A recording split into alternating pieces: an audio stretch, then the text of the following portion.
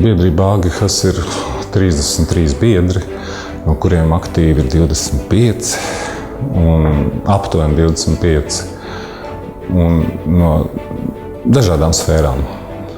Mūsu mērķi ir patiesībā mazināt sabiedrības bailes no HIV, no AIDS, no cilvēkiem, kas to skar. Man ļoti nepatīk runāt par skaitļiem, bet skaitļi ir ļoti nežēlīgi. Šobrīd ir skaidrs tas, ka katrs 200. rīdzinieks ir HIV inficēts. Šai infekcijai ir viena ļoti liela blakne, ka cilvēkiem ir raksturīgi pašizolēties. Dēļ bailēm, dēļ stigmas, dēļ neizpratnes. Mēs īpaši vērību esam pievērsuši šobrīd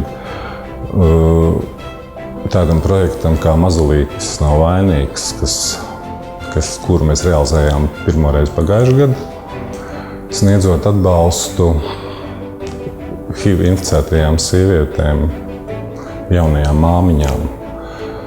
Un gadu no gada aug šo dzemdību skaits. Pagājušajā gadā tādas bija 73 dzemdības valstī.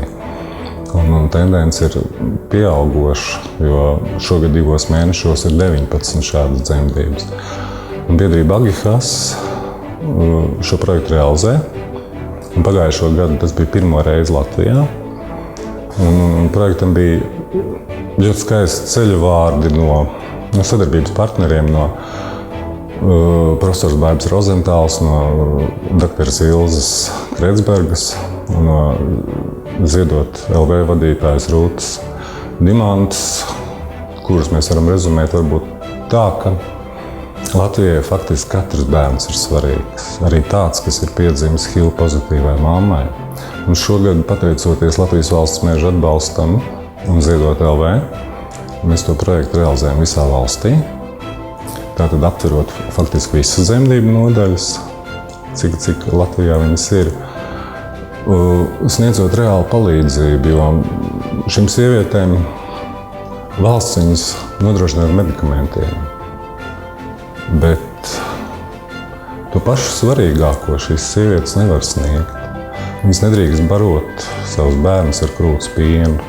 Mēs faktiski esam iesaistīti 4 projektos. 2 projekti